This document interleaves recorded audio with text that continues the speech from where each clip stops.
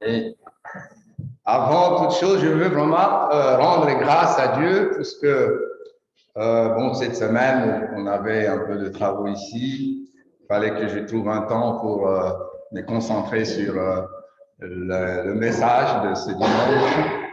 Et le samedi, donc, j'étais là en train de travailler dessus. J'ouvre ma boîte mail, je vois une sœur qui m'envoie un message. En tout cas, je prie pour toi pour que le Seigneur t'éclaire dans la préparation de ce message. Alors, c'était un encouragement. Quand j'ai lu ça, j'ai dit merci Seigneur. J'ai envoyé à notre sœur qui nous l'avait envoyé. Merci beaucoup de penser à ces moments-là où on est là face à nous, cherchant qu'est-ce que le Seigneur veut nous communiquer et communiquer personnellement. Et il veut aussi que l'on partage cela à l'Église. Donc, je veux remercier cette sœur-là. Je ne vais pas citer son nom parce qu'elle ne savait pas que j'allais dire ça ce matin. Donc, nous allons ce matin parler, donc lire le psaume 27, le psaume 27 qui va nous amener à voir comment David va nous révéler le secret de l'exaucement de la prière. L'Éternel est ma lumière et mon salut. De qui aurais-je peur? L'Éternel est la force de ma vie et de qui aurais-je frayeur? Quand le méchant, mes adversaires et mes ennemis se sont approchés de moi pour dévorer ma chair, ils ont bronché et sont tombés.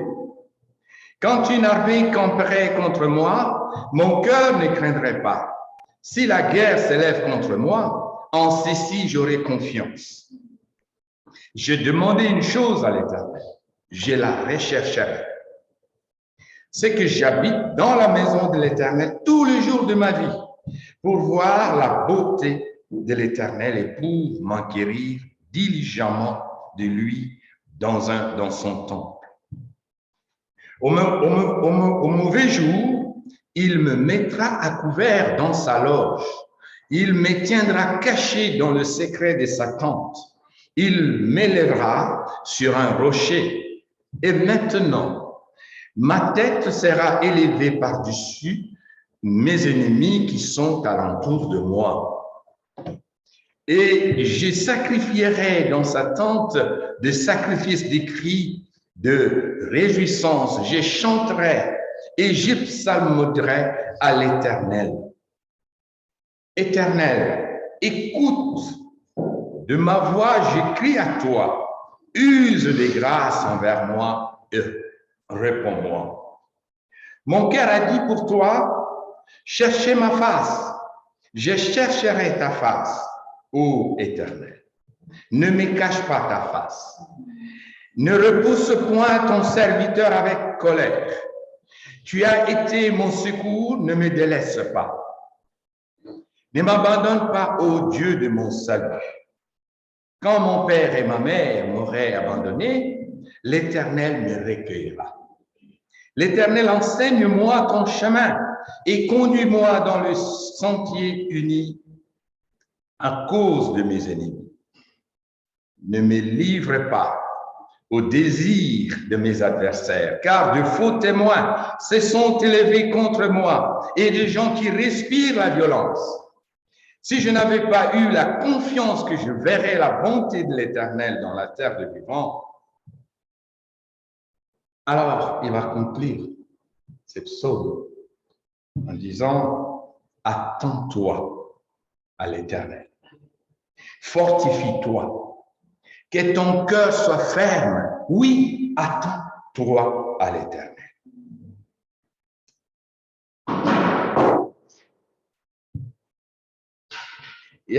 J'ai lu une citation de quelqu'un qui s'appelle Edmond Rostand. Il a dit ceci. C'est la nuit qu'il est beau de croire à la lumière. C'est la nuit qu'il est beau de croire à la lumière. Il a raison, ce monsieur. Il a raison. Parce que c'est surtout dans le noir. Et quand il fait sombre, que les enfants et même le grand ont peur. Par contre, La lumière est associée à la vie et au bien-être. Le roi Salomon a écrit dans Ecclésiaste 11, verset 7, « Douce est la lumière, il est bon de voir le soleil. » Jésus-Christ, notre Seigneur, qu'est-ce qu'il a dit? « Je suis la lumière du monde.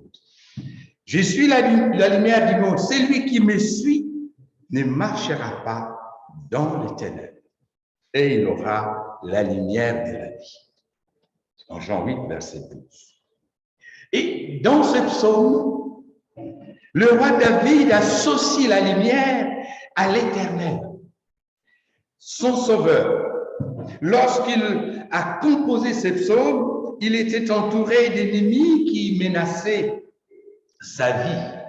Mais sa première réaction fut d'abord de louer. De louer le Seigneur. La première partie de ce psaume consiste donc en des paroles exprimant sa confiance en l'Éternel et une foi qui bannit toute crainte. Hein? Voyons cette première partie qui va jusqu'au verset 6. Hein? Donc, la différence entre ces deux moitiés de ce psaume est manifeste.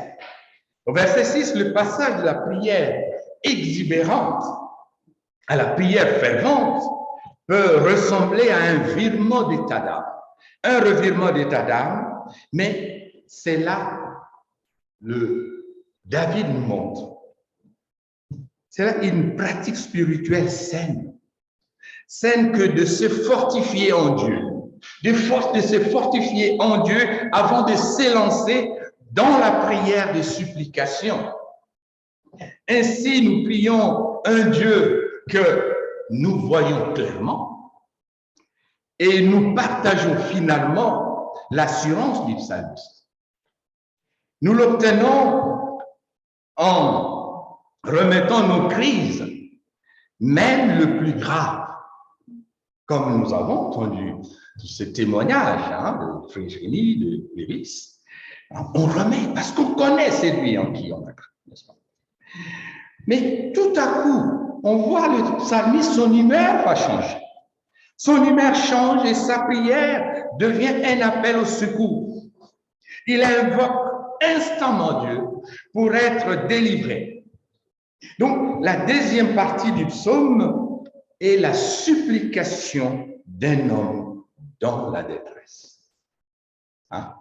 On commence par « Oui, l'Éternel est ma lumière et mon sauveur. De qui aurais-je crainte? L'Éternel soutient ma vie. De qui aurais-je peur? » Donc, c'est un psaume qui met en avant la relation personnelle et intime entre l'Éternel et David, entre Dieu et les psalmistes. Il pressent bien un danger, mais il paraît être encore éloigné.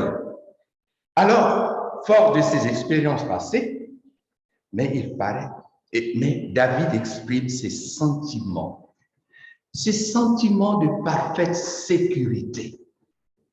Donc, il est en sécurité, non pas parce qu'il compte sur lui-même, mais parce qu'il connaît l'Éternel qui est sa lumière. Il connaît l'Éternel qui est son soutien. Il connaît l'Éternel qui est sa force. Hein? Donc, il va justement s'adresser à ces dieux-là. David exprime des sentiments de parfaite sécurité. L'Éternel est ma lumière, c'est-à-dire c'est lui qui est mon guide dans cette vie, grâce à sa présence et à sa parole. Et dans un autre psaume, dans le psaume 119, verset 105, nous connaissons « Ta parole est comme une lampe à mes pieds et une lumière sur mon sentier. » Alors, l'Éternel, il dit encore, l'Éternel est son sauveur. En effet, Dieu aime sa créature. Et c'est pour cela qu'il a pourvu à son salut par Jésus-Christ, notre Seigneur. Parce que nous connaissons encore ce verset. Hein? Oui, Car Dieu a tant aimé le monde qu'il a donné son Fils unique, afin que quiconque croit en lui ne périsse pas, mais qu'il ait la vie éternelle. Donc, Dieu n'a pas tant aimé le monde et qu'il a simplement sauvé, mais il a pourvu à un moyen de rédemption pour le pécheur. Le salut n'est pas automatique. Nous devons aller à Jésus-Christ pour le recevoir. Et dans Acte 4, 12 nous dit ici, c'est en lui seul que se trouve le salut. Dans le monde entier, Dieu n'a jamais donné le nom d'aucun autre homme par lequel nous devions être sauvés. Et quand nous voyons ensuite, David va lire comme ça, David écrit encore, l'Éternel soutient ma vie. Non seulement Dieu donne la vie, mais il la maintient. Si le matin je me réveille en forme, comme là, je suis là devant vous, je suis en forme, n'est-ce pas? Je suis en forme. Je me réveille en forme, avec force et santé. Est-ce que ça dépend de moi? Non. C'est l'Éternel. C'est l'Éternel qui m'a donné justement cette force. C'est l'Éternel qui m'a fait grâce. C'est à lui que je dois ma bonne condition physique. Puis David conclut, de qui aurais-je peur?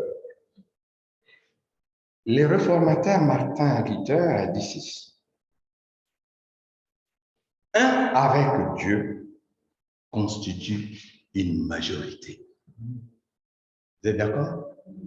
Mais quand on regarde la démocratie, la majorité absolue, il faut avoir 289 députés, je crois, pour avoir la majorité absolue. Ce qui fait que le gouvernement actuel n'a pas de majorité, même s'il a 200 et quelques députés. Mais avec Dieu, nous avons la majorité. Il est. Donc, Luther a raison de le dire. Un avec Dieu constitue une majorité. Quelqu'un demandant un jour à un général anglais, qui s'appelle Cromwell, comment il s'y prenait pour n'avoir peur de personne.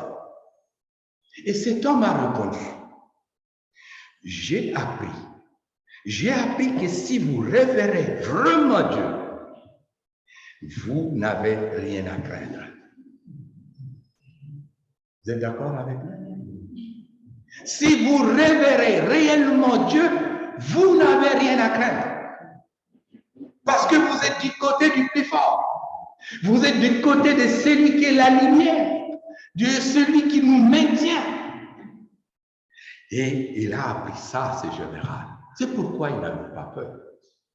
Et donc, David nous montre là le secret de l'exaucement de la prière. Connaître celui en qui nous avons placé notre confiance. Nous nous adressons à qui? Nous nous adressons à celui qui est l'Éternel, qui est le maître du temps et des circonstances, le maître de l'univers, visible et invisible. Il est au-dessus de tout. C'est Dieu-là. Et donc, je veux m'attarder seulement sur le verset 4, et qui va nous montrer encore comment David nous révèle des choses dans cette psaume. Des vérités que David nous révèle. Première vérité.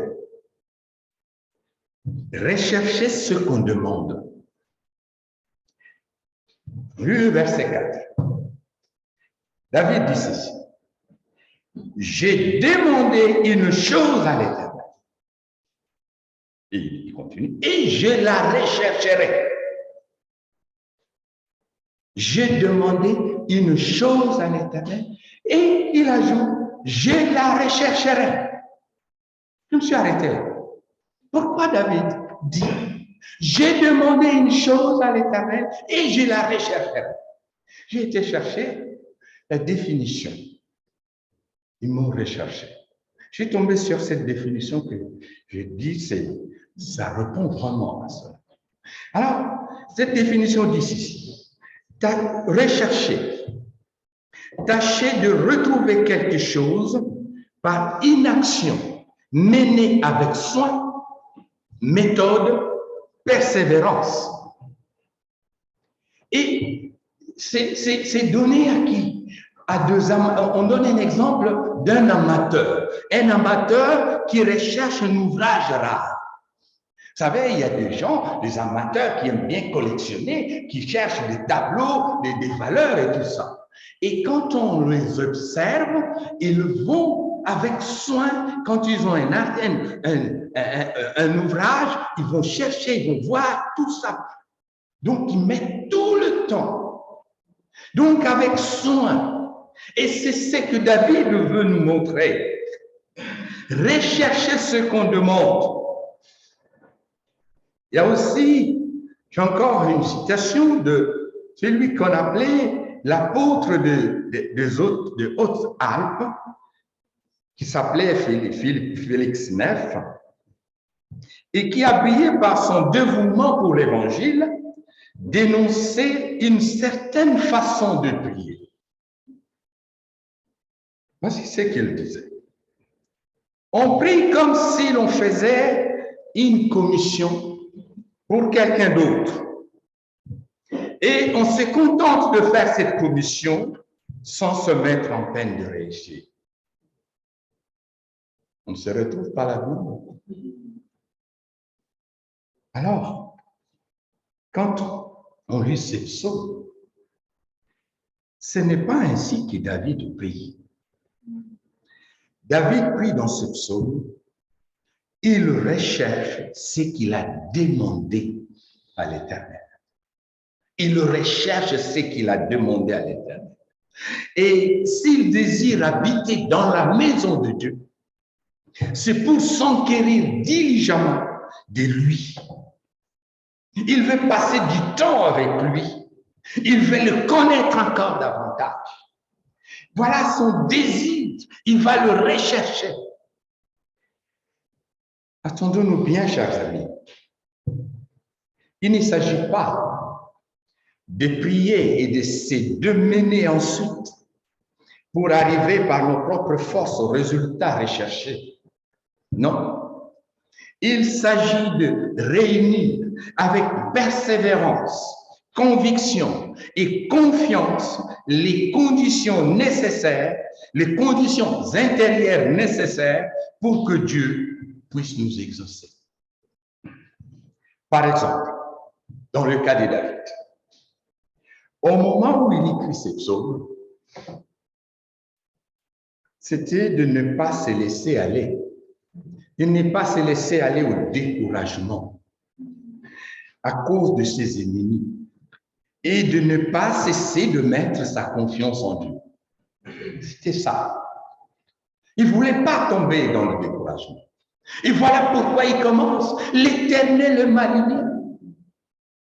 L'Éternel est mon salut. L'Éternel est ma force. De qui aurais-je peur? Donc là, David se met en confiance. Il se sent en sécurité parce qu'il connaît son Dieu. Il connaît son Dieu. Ah, un exemple nous concernant.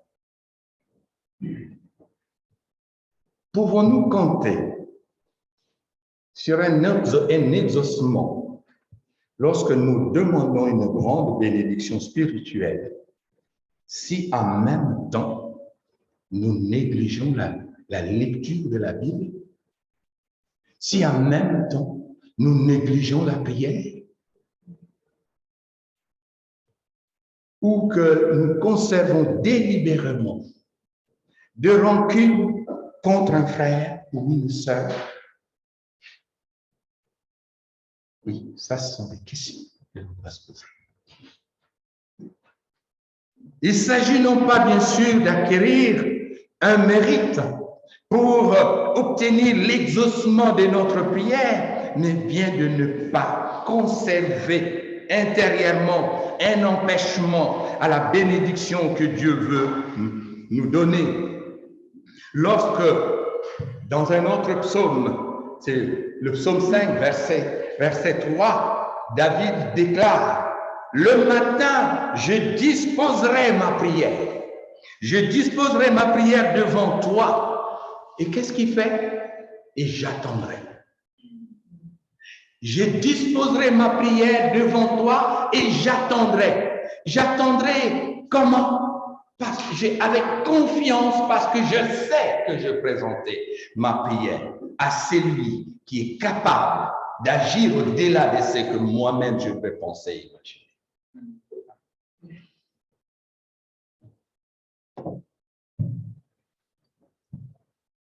Donc, David, il exprime là sa confiance dans l'intervention de l'Éternel en sa faveur et non l'attente passive.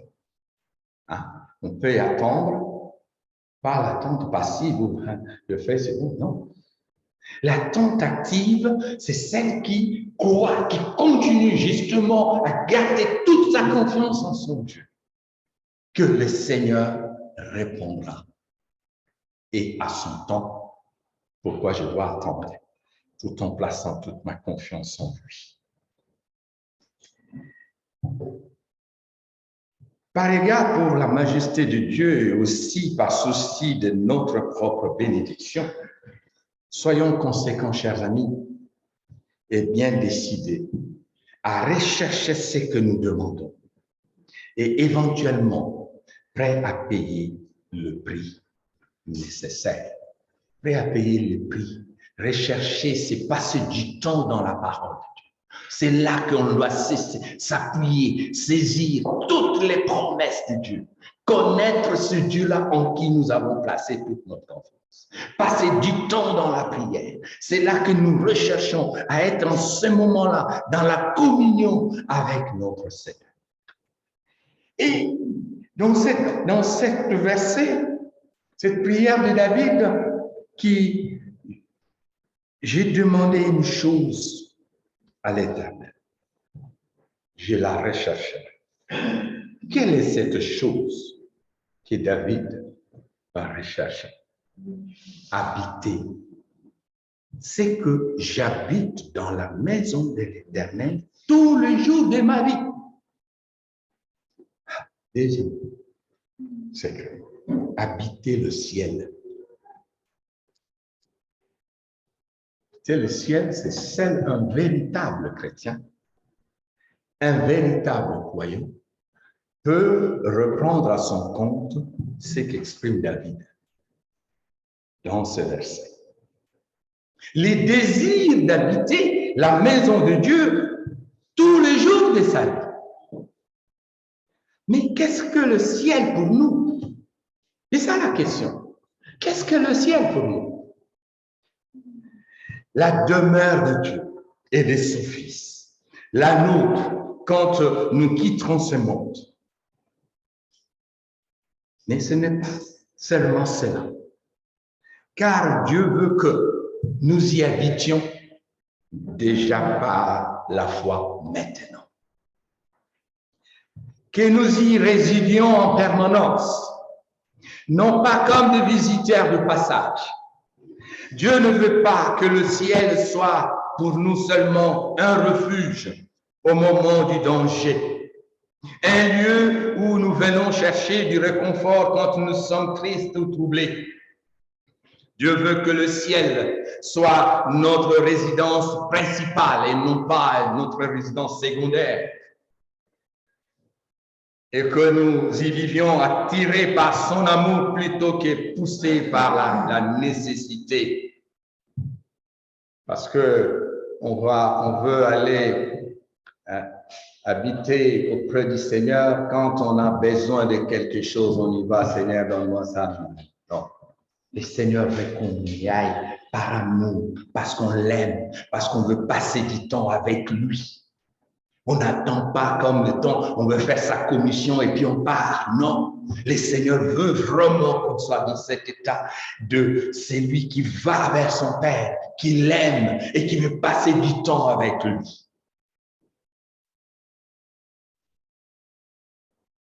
Les chrétiens que nous sommes, sont des habitants du ciel. Et cela doit se voir, chers amis, doit se voir tous les jours dans la façon de gérer leurs affaires, dans leur vie de famille, dans leur rapport avec autrui, les contacts avec leurs voisins ou les collègues de travail. Par 2 fois, le Seigneur Jésus, parlant de ceux qui croyaient en lui, il a dit ceci dans sa prière sacerdotale. Il a répété donc chapitre 17 de Jean, le verset 14 et verset 16, qu'est-ce qu'il a dit? Ils ne sont pas du monde, comme moi je ne suis pas du monde. Nous ne sommes pas du monde. Le Seigneur l'a dit. Comme lui-même n'est pas du monde. Hein? Certes, les chrétiens, nous vivons dans le monde, mais ils n'y sont que de voyageurs en transit. Nous ne sommes que de voyageurs en transit. Donc, la résidence est céleste. Vous croyez à cela? Vous croyez à cela? Que le Seigneur est celui qui nous a promis cela. Il est préférable que je m'en aille. Il y a beaucoup de demeures dans la maison de mon Père. Donc, je m'en vais vous préparer une place. Si cela n'était pas, je ne vous l'aurais pas dit. Ça, c'est une certitude que j'ai ma place qui me réservait là. Est-ce que c'est une prescription? Je me vante, non. Parce que je crois à celui qui a fait cette promesse. Si ces bâtiments s'écoulaient maintenant, j'aime bien dire ça, es-tu sûr de là où tu passeras ton éternité? Si ce n'est pas le cas, aujourd'hui, c'est le jour du salut. Donc, nous devons avoir justement cette assurance. Nous vivons encore dans le monde, mais nous ne sommes que des voyageurs en transit. Saisissons-le par la foi et montrons cette foi par notre attitude journalière. Vivons donc avec des gens de passage sur la terre, comme des gens de passage sur cette terre. Si nous revenons donc à ce verset, nous pouvons nous demander pourquoi David demandait cette chose à l'Éternel. C'est pour voir sa beauté. Voir sa beauté et s'enquérir soigneusement de lui et de ses désirs. Et pourquoi cela? Encore une question, on peut toujours se poser la question. Pourquoi vouloir cela? Il va donner la réponse dans le psaume 16, verset 11. Qu'est-ce qu'il nous dit? Tu me fais savoir quel chemin mène à la vie. On trouve une joie pleine en ta présence, un plaisir éternel près de toi. Voilà pourquoi David désirait cette chose, habiter dans la maison de son père et passer ces temps-là, parce que devant la présence de l'Éternel, près de toi, il y a la vie. Près de toi, dans ta présence, un plaisir éternel. Hein? C'est beau de désirer cela. Et le fils de Corée d'ajouter, dans le psaume 84, verset 4, il dit ceci: bienheureux ceux qui habitent dans ta maison, ils t'éloueront sans cesse. Et le verset 10 du même chapitre 84 dit: un jour dans tes parvis vaut mieux que mille. On peut le chanter, le groupe de louange. Un jour dans tes parvis, si c'est possible, on le chantera tout à l'heure. Et alors, chers amis, que Dieu nous donne la même conviction de foi comme David. Désirer habiter dans la présence de notre Seigneur. Et non seulement David veut ça, mais pour quel but? Il va être en communion, ça c'est notre troisième point, communion en tout temps avec son Dieu. J'ai demandé une chose à l'Éternel et je la rechercherai, c'est que j'habite dans la maison de l'Éternel tous les jours de ma vie pour voir la beauté de l'Éternel, pour m'enquérir diligemment de lui dans son temps. Ça veut dire les temps de communion avec son Dieu. Il veut passer ce temps-là avec lui. Il veut le connaître encore davantage. Il va chercher cela. Chers amis, la vie n'était pas facile pour David au moment où il écrit ces psaumes. Il doit faire face à des méchants, à des ennemis et de faux témoins et de violents. Il réalise à quel point il a besoin du secours de Dieu. Un secours qu'il a déjà éprouvé en maintes reprises. Il sait également que pour être assuré de la protection divine, il doit marcher d'une manière agréable à Dieu, au milieu du verset 11. Alors, comment connaître ce qui lui plaît? Comment connaître ce qui plaît à mon Dieu? Si je ne passe pas du temps avec lui, si je ne suis pas là en présence de lui, à chercher sa face dans sa parole, pas d'autre moyen que de vivre dans sa communion, être en communion avec notre Seigneur. Vous savez que cette communion peut se rompre. Vous savez ça? Quand est-ce que la communion avec notre Dieu se rompt? Si nous gardons le péché non confessé en nous. Donc la relation est là, nous sommes toujours enfants de Dieu.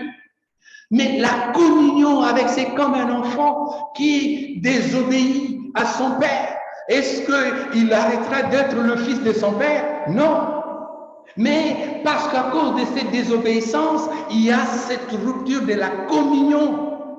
Voilà pourquoi Dieu nous dit, si nous confessons nos péchés, il est fidèle et juste pour nous pardonner, nous purifier de toute iniquité. Et là, la communion est restaurée quand nous confessons nos péchés. Ne pas garder le péché, Seigneur, mes bien-aimés, sans confesser, pour justement garder cette communion avec notre Seigneur. C'est vrai pour David aux prises avec des ennemis en chair et en os. C'est vrai également pour nous qui luttons, non pas contre le sang et la chair, comme nous dit Éphésiens 6, 12, mais contre notre adversaire, le diable et ses serviteurs. Le point de départ, c'est donc de chercher à plaire à Dieu, parce qu'il m'aime, parce qu'il nous aime. Et je donne alors la priorité absolue dans ma vie à la recherche de la communion avec lui. J'ai demandé une chose à l'Éternel et je la rechercherai. Mais c'est vraiment ma préoccupation essentielle. C'est ça la question que je devrais me poser. Est-ce que c'est notre préoccupation essentielle d'être en communion avec notre Dieu? Si c'est oui, si c'est oui, le Seigneur répond toujours à celui qui le cherche en vérité. C'est pourquoi il ouvrira la porte afin que j'habite dans la maison de l'Éternel. Cela signifie-t-il que je dois me couper du monde et vivre en ermite dans la contemplation de Dieu? Est-ce que c'est ce que David nous recommande? Non, pas ça. Non. C'était déjà au sens figuré que David parlait d'habiter dans la maison de l'Éternel. Pourquoi? Et car le temple de l'Éternel ne sera bâti qu'après sa mort, et son accès réservé aux sacrificateurs. De plus, la fonction royale le contraignait à de multiples occupations, souvent éloignées de Jérusalem. Qu'est-ce que David voulait nous dire? C'est qu'il souhaitait ardemment, dans les circonstances difficiles qu'il affrontait, c'était bien rester en pensée dans la proximité de Dieu. Rester en pensée partout où nous sommes, même dans ce que nous sommes en train de faire. Et donc, nous devons rester toujours dans la proximité de notre Seigneur. C'est ce que David nous apprend dans cette psaume. Il en est de même pour nous. Nous pouvons réaliser la communion avec le Seigneur dans toutes les tâches de notre vie quotidienne. Même si celle-ci nous oblige à nous concentrer sur elle. Ouais. Même quand nous sommes en train de faire notre boulot. Mais devons toujours rester dans la proximité de notre Seigneur. Spurgeon nous a exhorté dans un livre de faire ce qu'il appelle de prière à chaque instant pour ne pas rester dans la coupure. Tu peux à un moment donné, ah merci Seigneur pour ça. Merci Seigneur parce que je viens de résoudre ce problème qui me prenait la tête. Et c'est comme ça qu'on reste en permanence dans la proximité de notre Seigneur. Alors, c'est du reste seulement ainsi que nous pouvons les accomplir dans la paix intérieure. Une tâche difficile, on va les accomplir parce que nous sommes là dans la proximité de notre Dieu. C'est lui qui donne l'intelligence. Vous savez, je suis technicien. Des fois, je fais des dépannages, j'arrive devant une situation, je dépanne sur le coup. Je dis, mais c'est pas possible, qu'est-ce que je veux faire? Je suis là, il faut régler ce problème maintenant. Je ne peux pas laisser les portes ouvertes parce que le voleur peut venir entrer. Donc, mais Seigneur, qu'est-ce que je dois faire? Je m'éloigne, je vais m'asseoir dans la voiture. Bon, je laisse, je dis, j'oublie tout ça. J'oublie. Je me laisse. Tout d'un coup, comme ça. C'est comme si j'avais une solution. Je reviens. Le fil que j'ai touché, c'était là. Je dis, mais il faut mettre là. Je remets là. Ah, la solution est trouvée. Et des fois, oui. Donc, le Seigneur nous étend. Il veut que nous soyons toujours en permanence, en communion avec lui. En communion avec lui. Le plus souvent, sans nous rendre compte, la vie de Christ est le rayonnement de l'amour de Dieu en nous, chers amis. Allons terminer avec ce verset 14 qui nous dit ceci. Attends-toi à l'Éternel. Fortifie-toi et que ton cœur soit ferme. Oui, attends-toi à l'Éternel. Dans nos vies occupées de mots tels qu'attente, patience, retard, sont ceux que nous avons souvent du mal à accepter. Souvent, nous élaborons des plans, puis, alors que nous cherchons à les réaliser, quelque chose arrive qui les change. Et c'est-à-dire que ce que nous faisions était faux. Allons-nous tenter de forcer les événements? Même si nous avons demandé au Seigneur de nous orienter, cela ne signifie pas que tout va bien se passer. Même si nous avons dit, Seigneur, montre-nous la direction. Oui, on prend même la direction. Cela ne va pas dire que tout va bien se passer. Le Seigneur permet parfois que des obstacles se dressent en travers de notre chemin pour nous ramener sur le rail et pour nous enseigner la confiance et la patience qui est un fruit de l'esprit, comme nous dit Galates 5, verset 22. Deux dangers opposés nous guettent. Ces deux dangers nous guettent. Premier danger, s'écouler passivement dans l'attente de ce que Dieu voudra bien faire. Je ne fais rien, je crois que Dieu va faire. Alors que Dieu nous dit quoi? Allez, bouge. Il ne t'a pas dit de rester là, bras croisés. Attends, non, il faut bouger. Va avec le peu de foi que tu as, et moi je ferai le reste. Et deuxième danger, c'est de mener pour arriver le plus vite possible par nos propres forces au résultat escompté. Le bilan est le même dans les deux cas, pas de fruits. Dans l'attente passive ou dans la recherche de ce que nous allons nous démener pour trouver la solution, le résultat le même, pas de fruits. Dans le plan de Dieu, pas de délai, ni de raccourcis. C'est à son heure que ça va s'accomplir. Ce n'est pas à notre heure. Dans le plan de Dieu, pas de raccourcis. Ni de raccourcis. Et c'est ça à son heure. Il agira en notre faveur. Abraham l'avait bien compris. Le matin, je disposerai ma prière devant toi et j'attendrai, nous dit David dans le psaume 5, verset 3.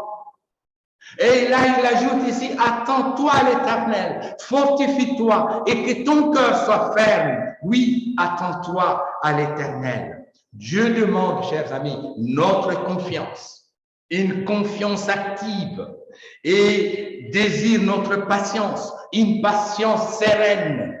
Deux vertus inséparables, c'est anticiper d'une manière intense l'intervention du Seigneur.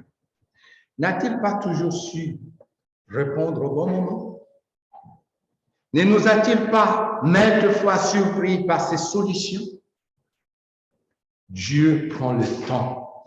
Dieu prend le temps d'aider ceux qui se confient en lui, là où ceux qui tentent de le faire par leurs propres moyens échouent.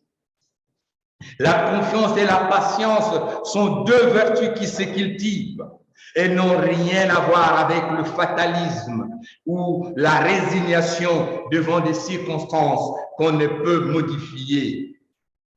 Chers amis, devenons des imitateurs de ceux qui, par la foi et par la patience, héritent ce qui avait été promis, nous dit Hébreux 6, verset 12. Nous avons, chers amis, tout en Dieu. Nous avons tout en Dieu. Ne comptons pas sur nos propres forces, mais sur la sienne et ses ressources à lui, en nous appuyant sur ses promesses. Amen.